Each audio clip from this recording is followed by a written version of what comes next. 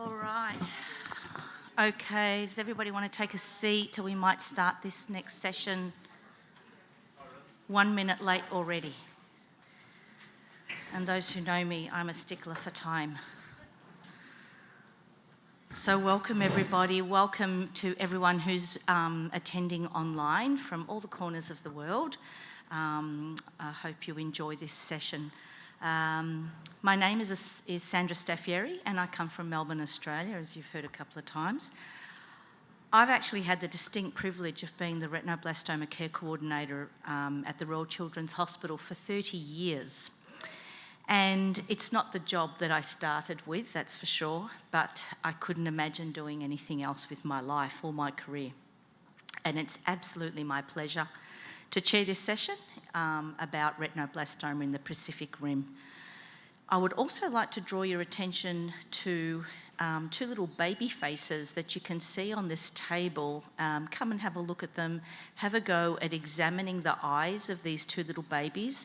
One instrument is an ophthalmoscope, the larger instrument of the two, which is a usual device that doctors use to examine children, and the other one is an arc light. Have a go at examining those babies. Have a go at deciding which baby has cataract and which baby has retinoblastoma. And our fabulous friend and colleague Ashwin Malapatna will draw your attention to what you think these babies have got. And he will reveal the answer in his presentation. So, for this session, we're talking about retinoblastoma in the Pacific Rim, and we're going to start with David Young, who works as an ophthalmologist right here in Honolulu at the Pediatric Ophthalmology Associates in Hawaii. We're really looking forward to hearing about RB in Hawaii. Thanks, David. Thank you. Can you go here? I was there, yeah. Sure. Thank you for having me. And yeah, I hope everyone's enjoying their stay in Hawaii. Thank you guys for having this here. My name's David Young. I'm a pediatric ophthalmologist. I did my training at Brown University for ophthalmology and then pediatric ophthalmology at the Children's Hospital of Philadelphia. And came back to Hawaii about 20 years ago. I'm from Hawaii, so this was important to me to be able to bring back whatever skills I got from the mainland to come here. We see about maybe one case every year or two here in Hawaii, so it's not that frequent. Often the situation will be the pediatrician noticing leukocoria or strabismus sometimes, and with the help of the parent to really insist on getting a proper referral, I'll be able to see a patient with these findings. I'll do an initial exam in the office, and then with some concern, then I got to pull some strings to try to get an MRI or CT or both, because it has to be done under anesthesia. And then here in Hawaii, there's only one children's hospital. That's the Kapiolani Medical Center for Women and Children. So I'm at the hospital, but I'm an independent provider. I'm not part of their system. And so a lot of times I'm trying to finagle a way to get either through the ER, or I have to actually call the oncology service and try to have them admit the child for diagnostics, things like that. Try to jump the line somehow. So after diagnosis made, through MRI, CT, I will refer to the Kapiolani Medical Center's oncology service, because no matter what happens in the end, although we don't have anyone that's going to actually take care of the kids here for their kind of tertiary care, the coming back, often the oncology service will take care of the child here. Plus, I want another group to be able to help the family kind of maneuver this, because it's so rare. But we do have to send our patients up to the mainland for most of their care. And usually I'll send children to Dr. Berry at the CHLA. The oncologist at Kapiolani Medical Center, Dr. Wade Kiono, he did training up there at CHLA. So we have a relationship there. Of course, if the family would rather go somewhere else because they have family, then we would consider sending them somewhere else as needed. But LA is not too far, just a few hours south. Hawaii is just a few hours south of San Diego, so we actually try to make it work. But because of that, most important for us is I guess the communication. Like I brought Cindy and Sarah here. They work in my office, but always kind of on the phone, trying to make sure that the insurance companies will authorize either travel or the diagnostics needed. Talking with CHLA to make sure that there's an appointment that's available. Talking with families to make sure that all their questions are answered. So communication being the most important for us here, since we're not able to take care of everything.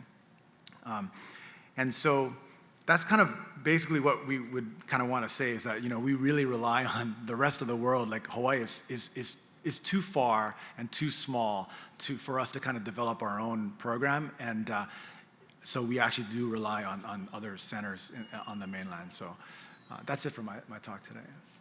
Thanks very much, David.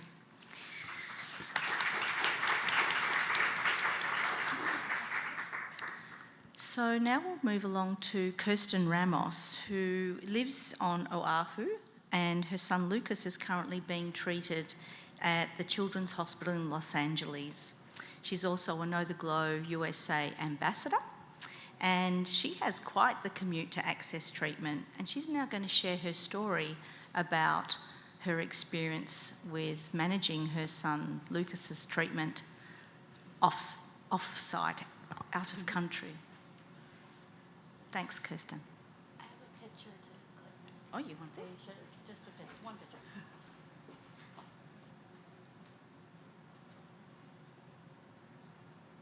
So we're still considered part of the United States, though.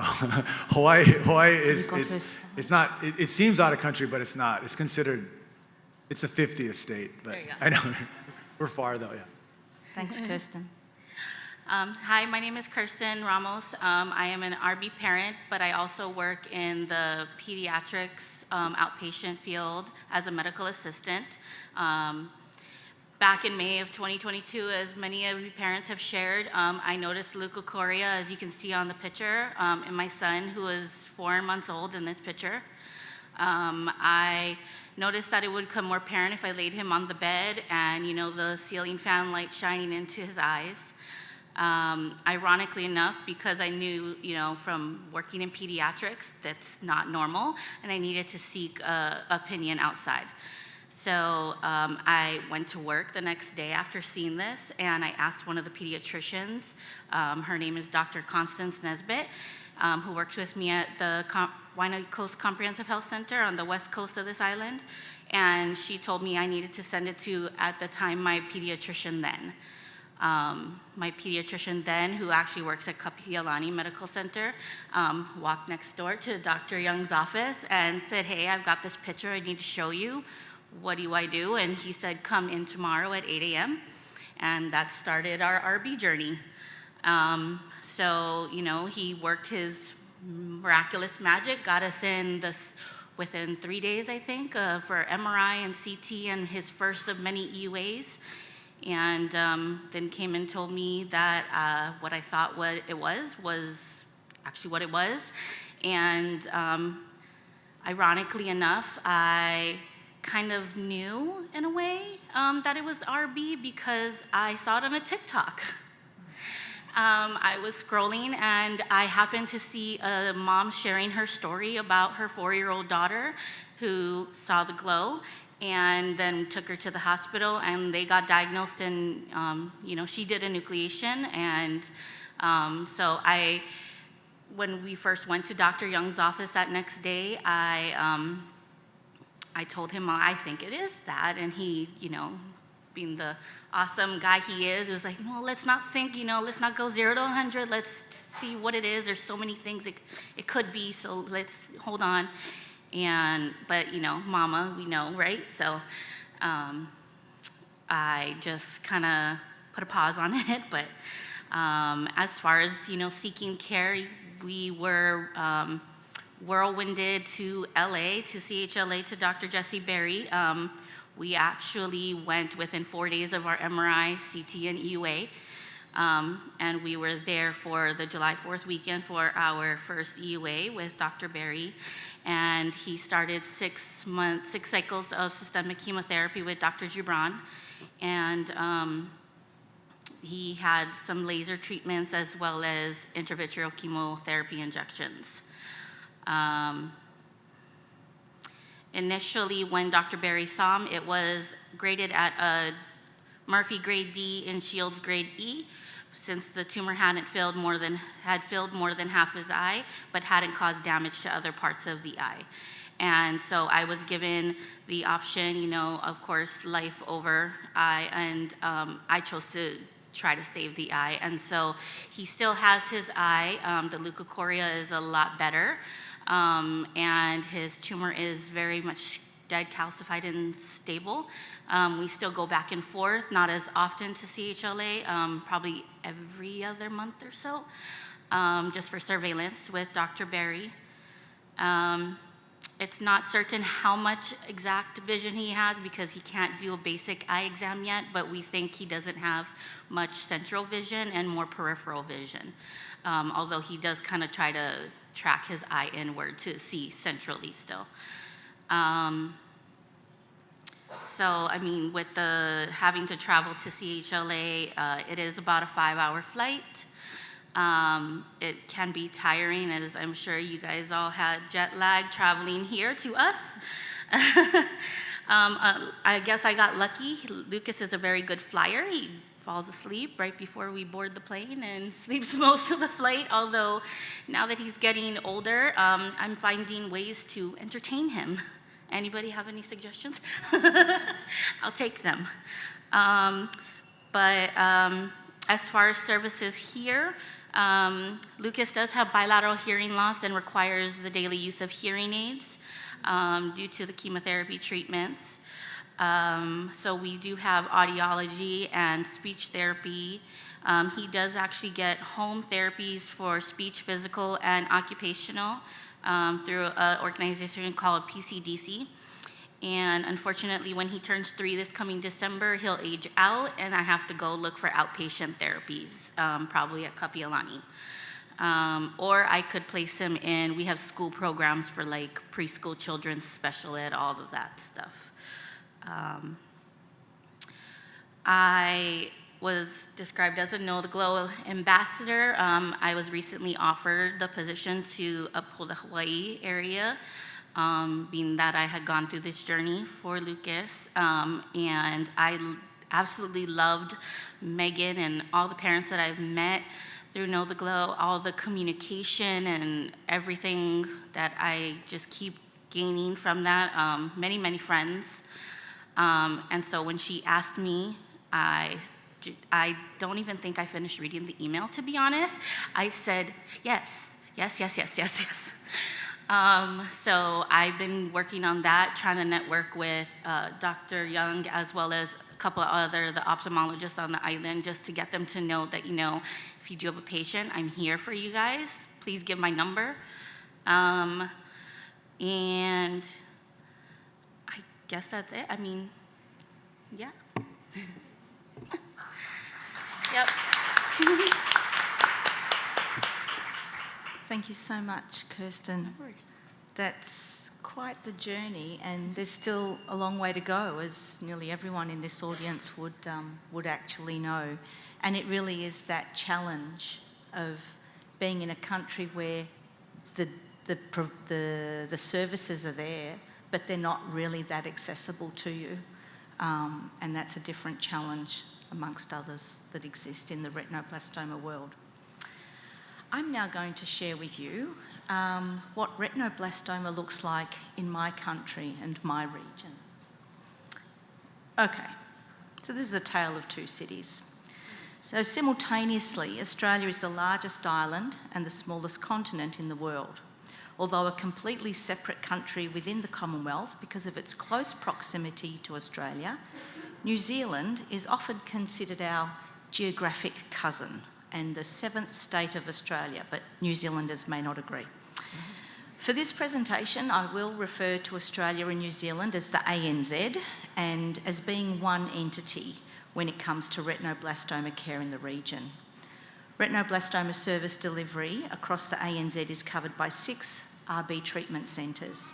So children from Northern Territory travel to South Australia, New South Wales or Queensland depending on who can take the patient the soonest.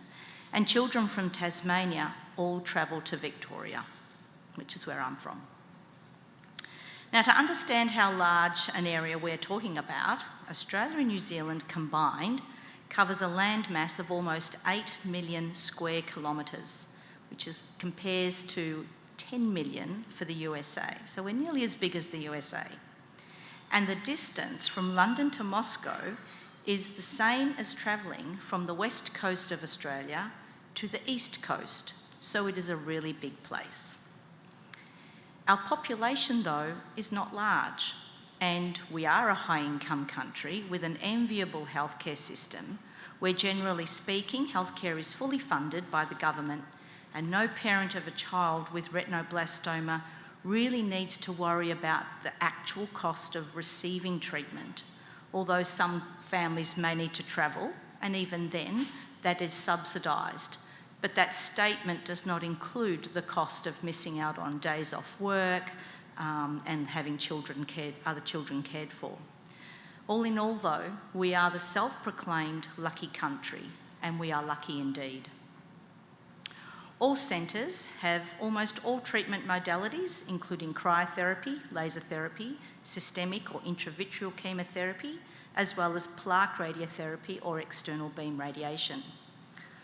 Although intra-arterial chemotherapy was only available in Victoria from 2009, in the last few years it has become available as well in New South Wales and New Zealand as well, which is quite lucky. It's sort of lightened my workload a little bit because there's a lot involved in transferring children down to Melbourne for intra-arterial chemo every 4 weeks.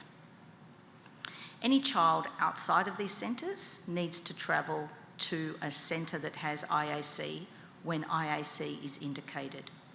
Children who require proton beam radiation, though, need to travel abroad, and this has been required for 2 patients in as many years. For Australia and New Zealand combined, in the last 10 years, we newly diagnosed 226 children with retinoblastoma. Excuse me. This equates to approximately 23 children per year, and against our birth rate puts us at approximately the 1 in 15,000 live births, so exactly the same incidence rate that you see around the world. However, our problem is we are a very large country with a very small population by comparison, and we are completely spread out all over the place. Some countries, like some centres like mine in Victoria, New South Wales or Queensland, and New Zealand, see between 6 and 8 new children per year, whilst the smaller centres such as WA, Western Australia, and South Australia will see either none or up to 2 children per year. The most common presentation for children with RB across the ANZ are a white pupil, a turned eye, or a family history, where the infant is brought for early screening most of the time. But we are not perfect, and across all states, occasionally a child will present with somewhat more advanced disease that can be challenging to treat, or the heritable status is not known. But on the whole, our outcomes are excellent, and survival is all but assured, with survival rates for RB across the ANZ being just shy of 100%. To address our challenge of being geographically dispersed with few patients each, which dilutes the expertise, in 2017 we established the Retinoblastoma Australia-New Zealand Alliance, comprising of oncologists, ophthalmologists, radiologists, interventional radiologists, and retinoblastoma care coordinator, me. We are slowly becoming more active as a group.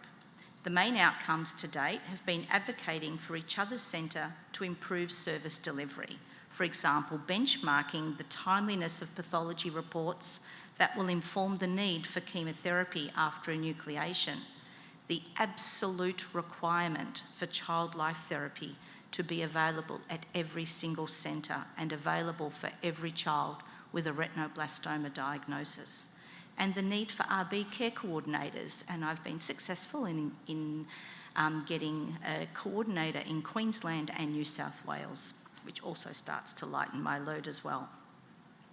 The ophthalmology team meet every 4 weeks to discuss newly diagnosed and relapsed patients, which is a pseudo-RB tumour board. All our patients across each centre are presented to a formal oncology tumour board, but we have our own RB tumour board every 4 weeks. We support each other with consensus opinions, so families do not need to travel out of state for second opinions, or indeed out of country, where we occasionally contact our esteemed colleagues, some of whom are here today or online, to seek advice. Of course, they can go anywhere they like, but there is really no need. As I said, we are the lucky country, but Australia and New Zealand sit within Oceania and the Pacific, and the surrounding countries and islands are low middle income countries with a higher paediatric population than Australia and New Zealand put together. This is a tale of two cities, where for retinoblastoma, outcomes are vastly different. There is very little data on retinoblastoma incidence and outcomes for countries within Oceania. It is either not readily collected or worse, many children go undiagnosed as they never reach a treatment centre and do not survive. Outcomes are poor, late diagnosis, limited access to treatment, incomplete treatment, and seeking treatment outside of their country, then being lost to follow-up when they return, contribute to these poor outcomes.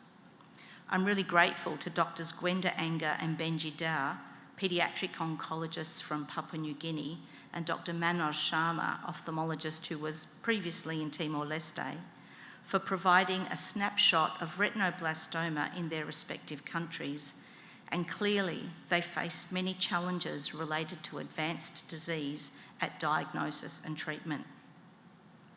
The most common presenting signs in their countries are a swollen or bulging eye, or a mass that is so advanced that the eye protrudes from the socket.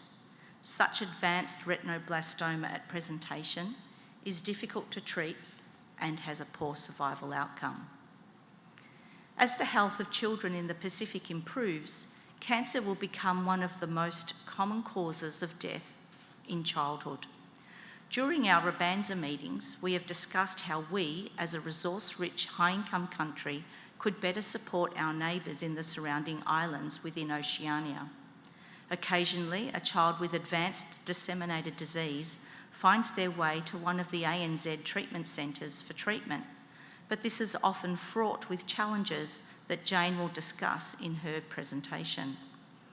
A more sustainable approach is to develop and implement awareness programs and identify a referral pathway that works and build local capacity and support in-country treatment. For some years now, I have been very privileged to be an active member of the PSYOP Oceania Advisory Group, PSYOP being the International Society for Pediatric Oncology. And I've participated in-country visits, multidisciplinary workshops, and online seminars to build capacity in Papua New Guinea in the hope of improving children's survival from retinoblastoma. Since RB is one of the 6 index cancers identified by the WHO and PSYOP, there is a strong commitment to implementing strategies that together might change outcomes. Implementing a registry was a top priority so that going forward we can track the number of children diagnosed with cancer, their treatment and their outcomes. This will facilitate the ability to monitor their progress and impact of changes that are implemented, and this data will continue to drive sustainable change and continued awareness. Oh, backwards. I've gone too fast. There we go. Thank you. My most important task, though, has been to raise awareness of retinoblastoma and start developing and implementing strategies to improve earlier diagnosis. That is always going to be the first step to survival. I'm ever grateful for the support from KnowTheGlow and Megan Webber and her team, for the posters I was able to take with me to distribute to the nurses we taught. Targeted promotion to parents and caregivers is key, but that is a completely different presentation altogether. And now it gives me great pleasure to introduce my colleague, who I am incredibly fortunate to call a friend. Jayne Harrison is a clinical nurse consultant for solid tumours at the Royal Children's Hospital in Melbourne, Australia, and she looks after all our patients with RB with me. She's also the nursing chair of the International Society of Pediatric Oncology, Oceania. She's responsible for bringing me into the world of global health, for which I am very grateful. Jayne will now share the specific efforts to improve childhood cancer care outcomes within Oceania, including retinoblastoma. Thanks, Jayne.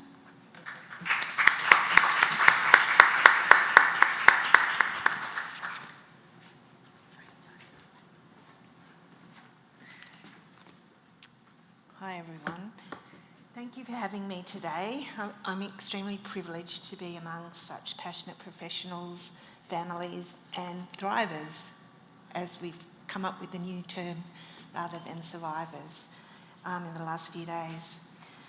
Thanks, Sandra, for introducing me, and I'm going to speak about our global health experience, and it's an honour, as I said, to present this. We've identified retinoblastoma in Papua New Guinea, and today I'll share my nursing experience, work with low middle income healthcare providers, and the progress in paediatric oncology care across the Oceania region.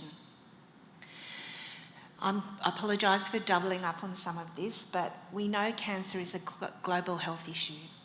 Childhood cancer disproportionately affects low and middle income countries, with 80% of patients coming from these regions, and over 90% of childhood cancer deaths occur in countries with limited resources. The childhood cancer survival gap relates to the unacceptable difference in the number of children with cancer. In 2018, the WHO launched the Global Initiative for Childhood Cancer to address these disparities, and we've mentioned this previously.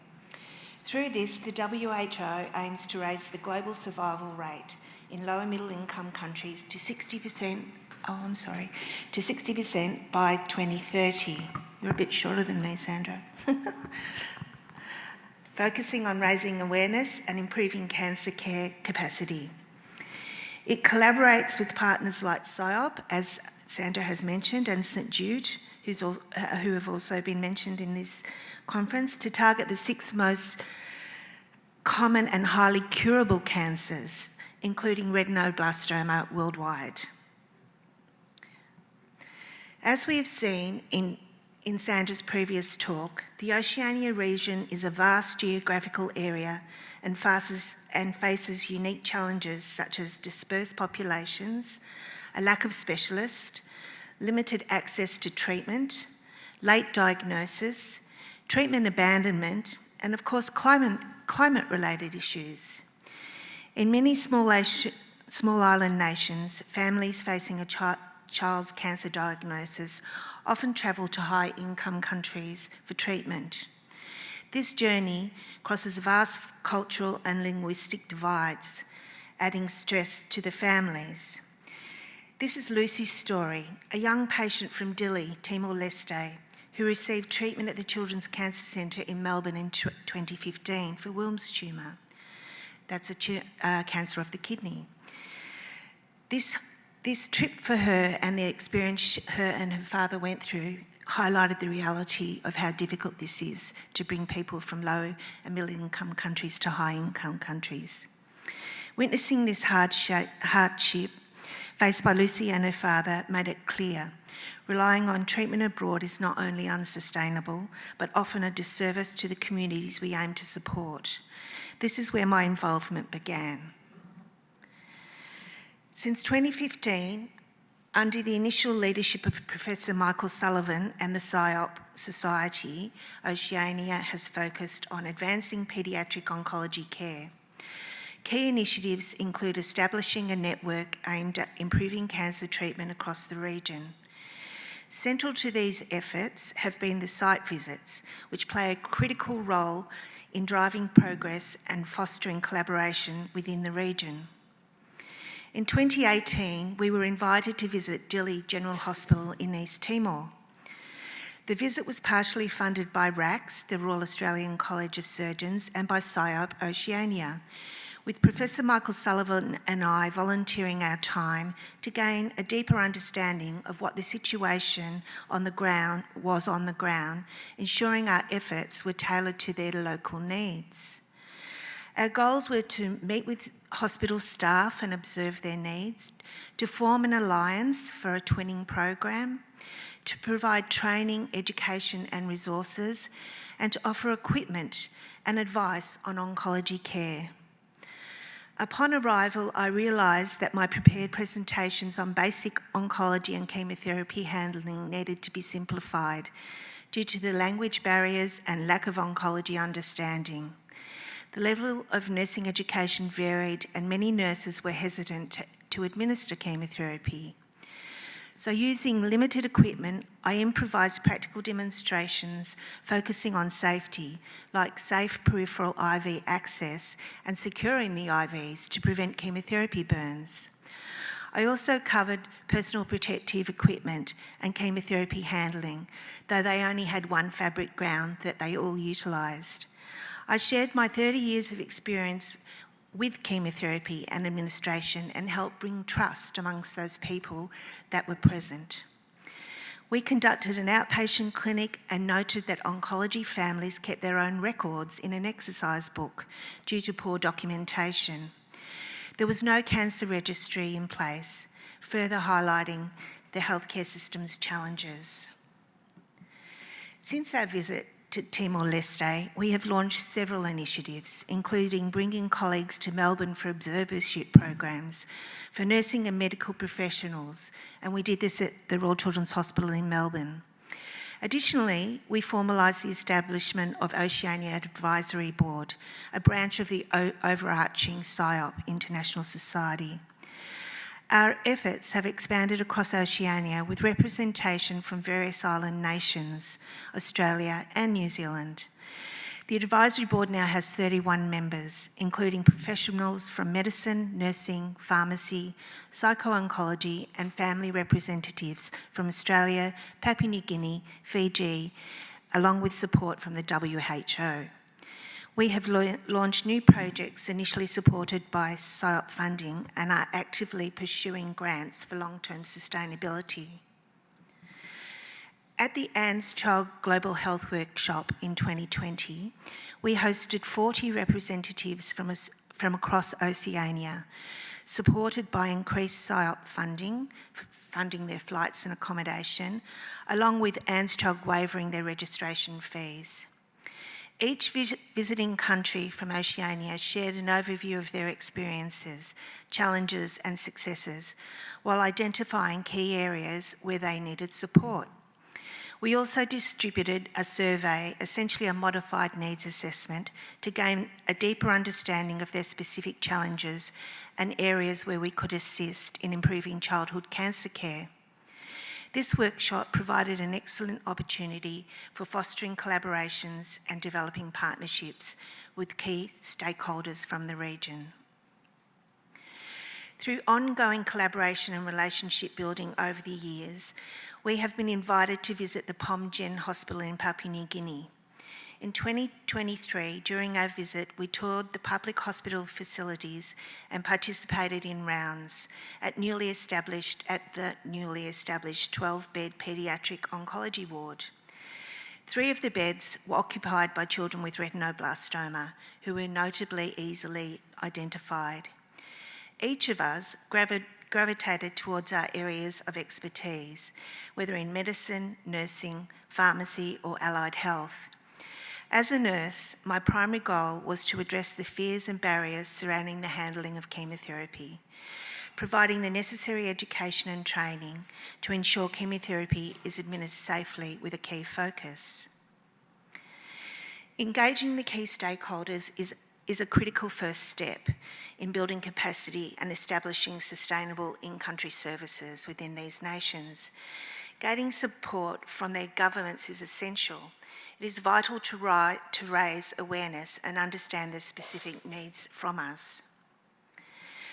During the Papua New Guinea visit in 2023, we identified several key challenges, including the need for early detection, disease detection, education and training, access to treatment, transportation, Papua New Guinea being a vast country with many of the patients coming from several provinces, cost of treatment, language barriers. There's in fact 839 dialects in Papua New Guinea.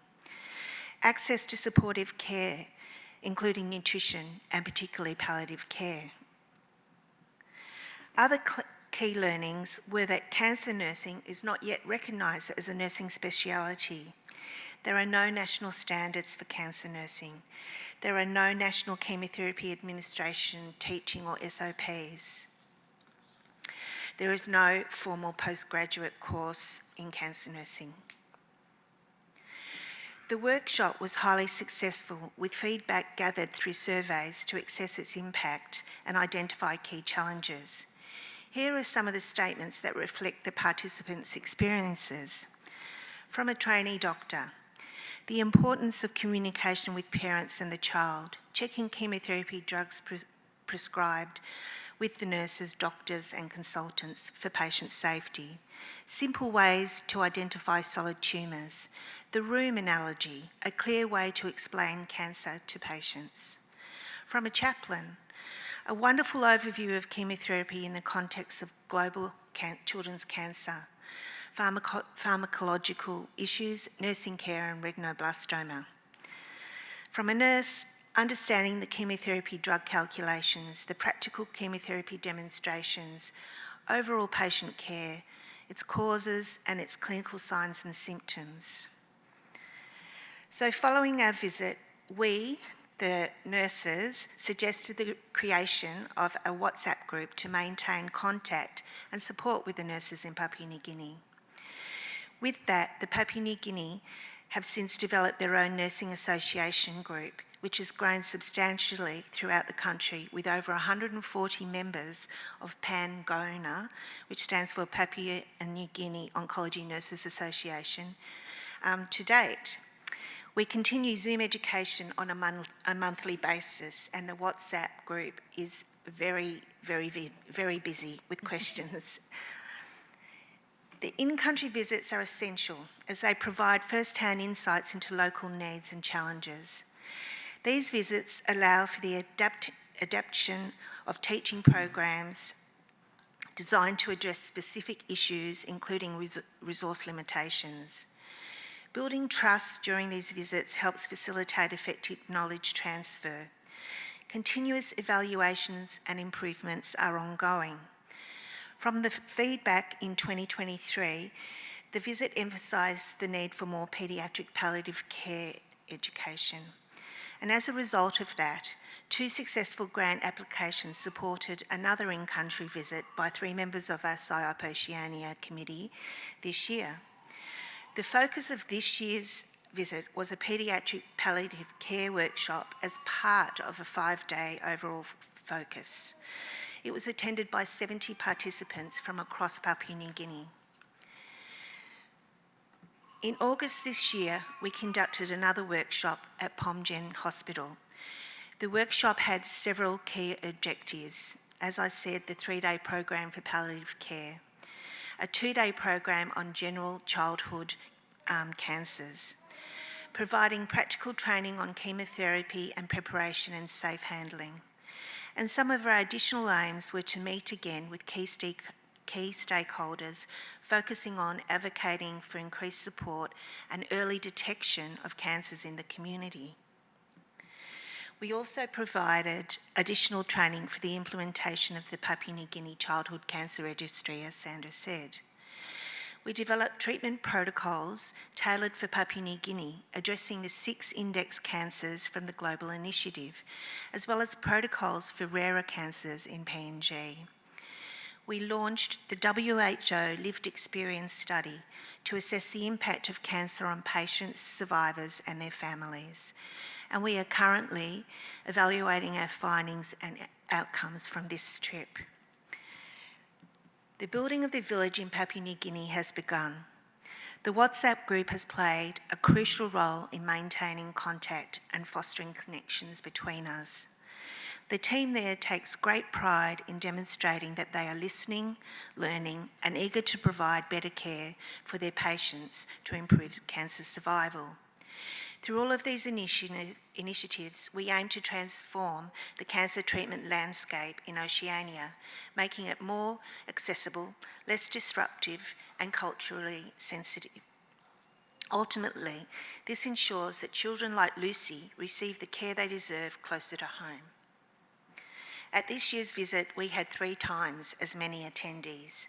Their village is growing, and we are privileged to be part of it. Thank you.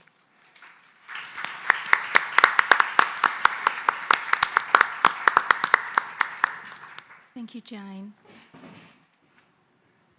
I must say that listening to Andrew's presentation earlier and knowing what was to come, I'm really grateful for all the work that's been going on in Africa and all the other presentations that were given this morning, because that tells me what is possible in Papua New Guinea and in the other nations within Oceania. So I would now like to open the floor to any questions. We've got plenty of time for questions. Or are there any questions online from our virtual participants? No questions online yet. Okay.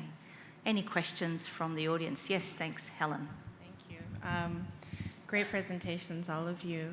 I think it's always going to be a challenge to serve geographies such as the ones you've all told us about. I'm wondering, there was one comment, and I can't remember whose presentation it was, but the focus was on how families have to travel outside the country. And I noticed that Papua New Guinea is 14 million people, Timor-Leste is 1 million, and the focus is to build capacity there for treatment at home. But even in our Africa panel, we didn't talk about quality of care and the importance of building expertise from every patient you see. And the best centers see a lot of patients, they build that quality, and we know that good retinoblastoma care needs that patient base, and when it's not there, travel is a necessity. So where was the decision to build capacity in each of those places versus thinking about another model, like many places in Europe, for example, even with the cultural divide? I know in Greece, all their patients get referred out. So where did those decisions come into play when focusing on building a retinoblastoma capacity in those places? I guess you're right, but I think we're also considering, we really only just spoke about Papua New Guinea and Timor, but there's lots of other small island countries around our Pacific Rim, and they obviously have smaller populations. So we're trying to build capacity in Papua New Guinea so that it can become a referral centre for the smaller island nations, so that culturally they feel a little bit more settled when they come. But it's also about money and finance, so that the person I spoke about, Lucy, it was the RACS Foundation, and it was only that her parents had a contact that they could get funding through the RACS Foundation to fund her to come to us. So, that's part of the reasoning as well. And if I could just also add, there's also currently a very strong, I guess the key stakeholders, so the WHO representative in Papua New Guinea, the Ministry for Health, are on board. They want to do childhood cancer better. They understand that's their next problem, because as I think I said it in my presentation, that as children's health improves, childhood cancer is going to be a bigger issue for them, and they're not ready, and they want to be ready. They want those services available in their country. Yeah, I agree with you. The childhood cancer bit is great, and we're seeing a lot of money go in, and retinoblastoma is one of the 5 cancers, as you showed. I worry that we're going to forget about retinoblastoma, or retinoblastoma will become something that oncologists are given PSYOP is in oncology. I didn't see any ophthalmologists there, and I'm glad you guys are representing the ophthalmology side, Yeah. but do you have any challenges there? So that's an interesting question. It's a very good question. And I think that's where I see our multidisciplinary approach to building capacity is a real positive, because I go wearing a retinoblastoma hat, and that's all I'm really interested in promoting. So while Jayne's off doing the chemotherapy training and Ben Felmingham, who's an oncology pharmacist, is training the pharmacists, and the oncologists are training the oncologists, I'm over in the ophthalmology department and I'm training them and I'm talking to them. I present at the workshops and I'm training all the nurses. And I think it was Jayne's second last slide that after this last visit, that the nurses are sending back pictures in the WhatsApp. Wow. I saw a child with a squint. I saw a child with abnormal fundal reflex, and I've referred them on. The message is getting out there, and I think it's the multidisciplinary approach.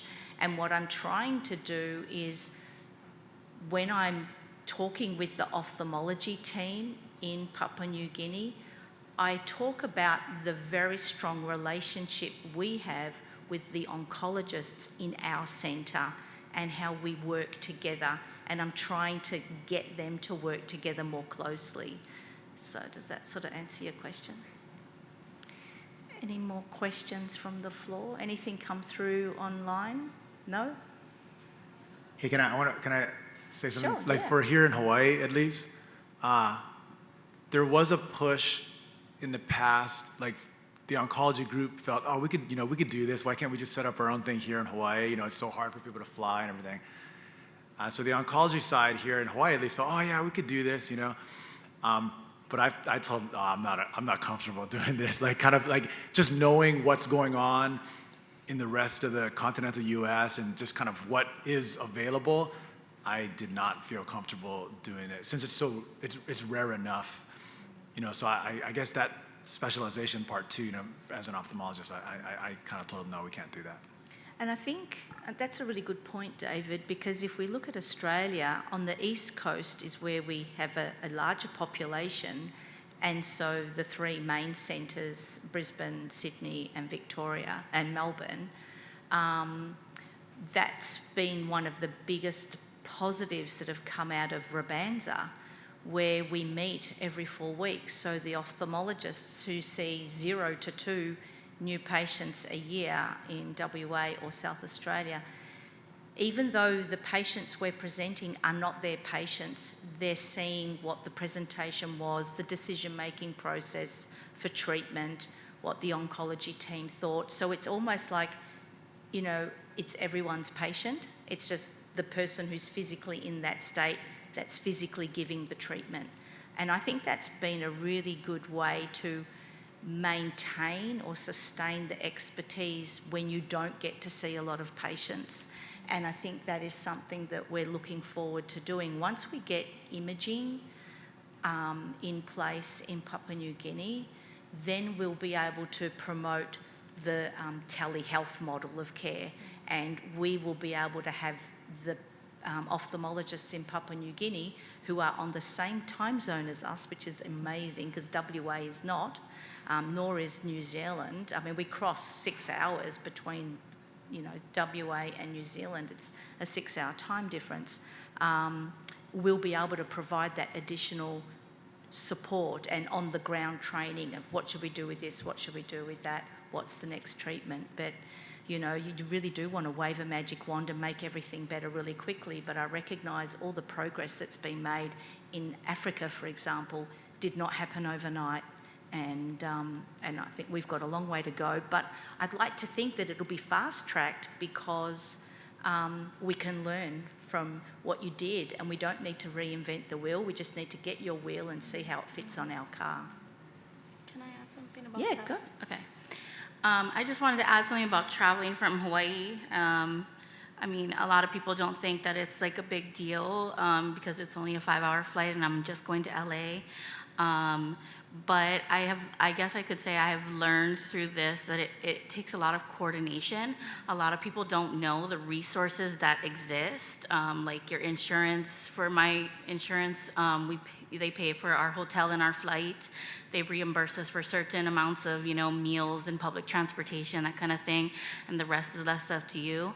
I have said I want to create like a how-to guide, a how-to RB guide for families who encounter the same or like diagnosis here in Hawaii.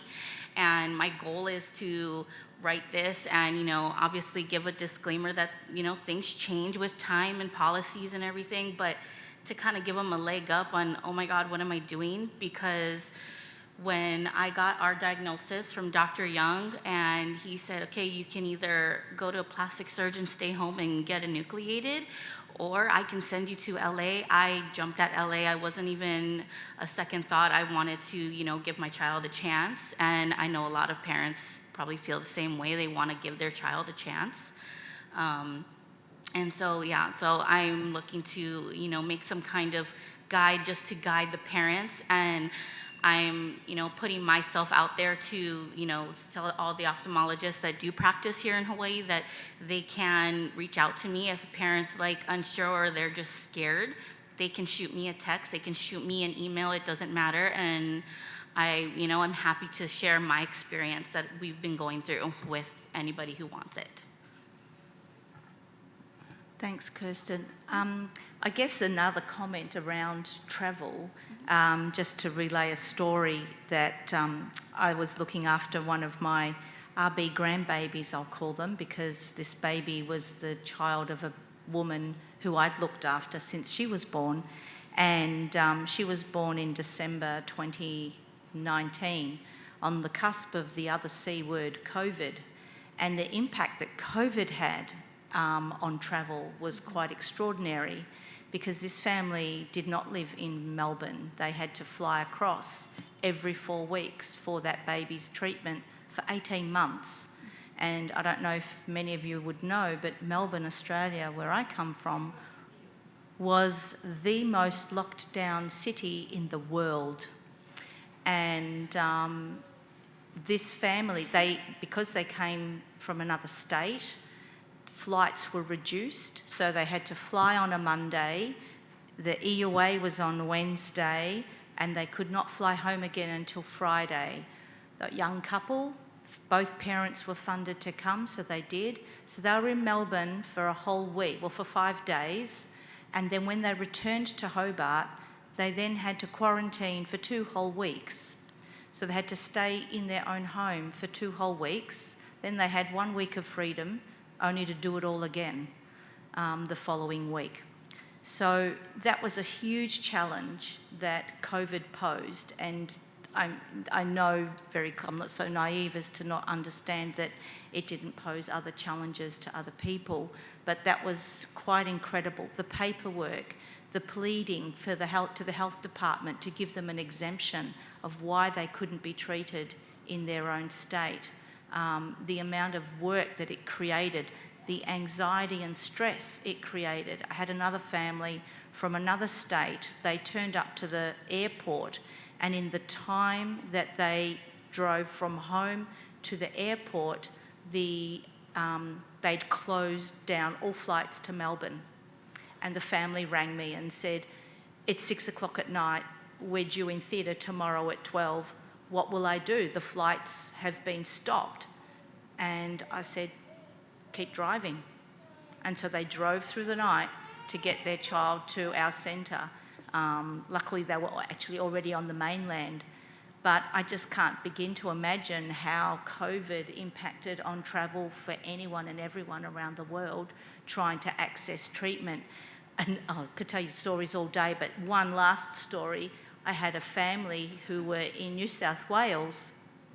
They could travel over the border with their pet if it required veterinary treatment, but they were not allowed to travel over the border because their child needed medical treatment. And she said to me, Sandra, I'm just going to pull out his prosthesis, sit him in the back seat, and when they try and stop me, I'm going to just say, here he is, he needs treatment, and I'm just going to go. So, thank goodness for the determination for our families that sort of rose to the challenge that they were faced with. Jayne, did you have something you want to say? No? Oh, sorry. Any other questions or comments? Sorry, Helen. Yes, go. This one's for Kirsten. Thanks for sharing your story, and a really exciting initiative now. If you write that book, I hope you do. I'm wondering how easy or difficult is it to meet other family members with retinoblastoma in Hawaii? Or do you have a clinic, Dr. Young, where everybody gets to meet in the like during follow-up appointments? Or how does it work here to get that community support? It's a lot of word of mouth. Like I said, I give my number and I tell the ophthalmologist that if they want to give it out, they can definitely give it out. Most of it is online with our fabulous groups like RB Moms and Families of Retinoblastoma Children, and We See Hope's Facebook group. That's pretty much where I get a lot of the, friendships and everything. But as far as locally, there really isn't that much discussion about it. There isn't a support group that I've found yet for retinoblastoma children. I will say I have found a support group for medically fragile children, and they've welcomed me with open arms because they do have several other types of cancer patients, but I haven't met somebody with an RB diagnosis yet. And so that's actually called, it goes by HUGS, which is help, understanding, grieving, and support.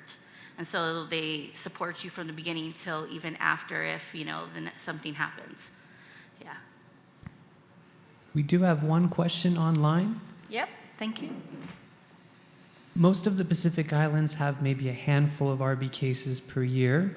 Are there efforts to streamline or coordinate rapid referral between countries hopefully with planned funding to support referrals? Can you say that question again? Are there any efforts to streamline rapid referral between countries, particularly from Pacific-dependent territories, as we've seen children referred from the Pacific all the way to Europe? Are there any efforts to possibly streamline or coordinate referrals hopefully with planned funding to support the referral? Yeah, there's no funding for a start. And I think because there are so many different countries, and some countries come under other jurisdictions, like New Caledonia comes under France. So many children have access to treatment there. And within SIOP Oceania, I think would be the closest we've got to achieving that goal, because there are representatives from many of those countries where they are able to treat retinoblastoma, Fiji, Samoa, Tonga.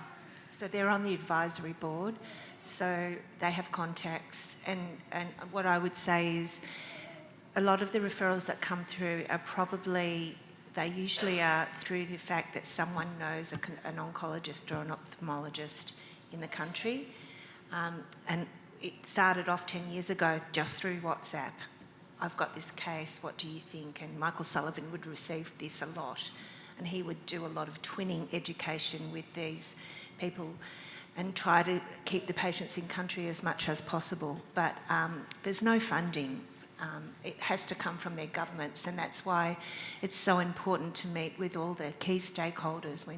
The in-country visits are so important because you need to identify the people who need to help the people of their country. Any more questions? No? I do have one. Okay. So I'm curious, with Australia as well as Hawaii, and I missed a little bit, so I apologize. Do you have social workers in place? I noticed the parent perspective, I'm sorry, I didn't get your name.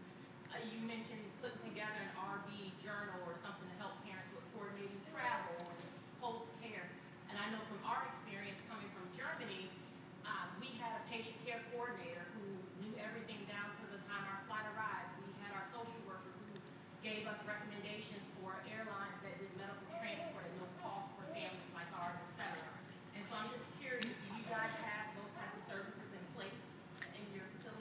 So just for those who are on virtual online, the question is, are social work services or travel coordinators in place to support your travel?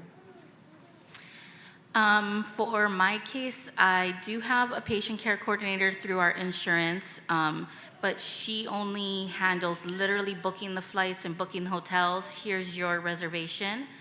As far as social work, I have several social workers, whether it's through CHLA or through Kapiolani here, that I deal with, but there's no one that actually encompasses it all.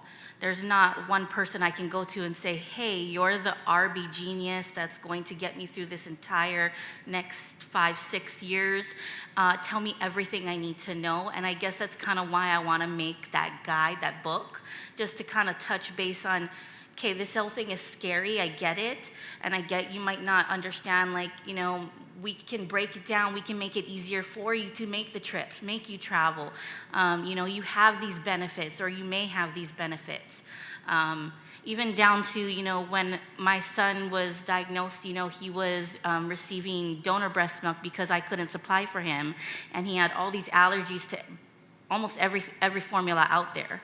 And so I had to learn how to be able to meet the airline's requirements, but keep it safe enough for that 5-hour flight so I could bring breast milk with us. So that's another part of it. So I just want to make that guide to kind of give them a running start and make it less scary. Yeah. And I guess, sorry, go on. Susan, I'm sorry, I believe she's in here somewhere. So I'm going to say, when you start that, Susan from Children's Hospital of Philadelphia is absolutely phenomenal. During our care, as well as right now, I can reach out to her and say, hey, we ran into this, and she will give me a list of resources, people that she has conversations with that she knows provide these specific supports. And it just makes my experience a lot easier. And these are organizations that helped us with gas for the rental car that we were in for almost 2 years, who helped us with food for my son when we would be in the hospital, and different things that were necessary for us to have. She had this list as a social worker, but also our patient care coordinator that was based out of the hospital itself.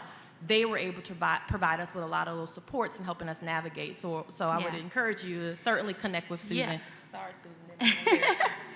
Adding more work for her, no. But so for my patient care coordinator,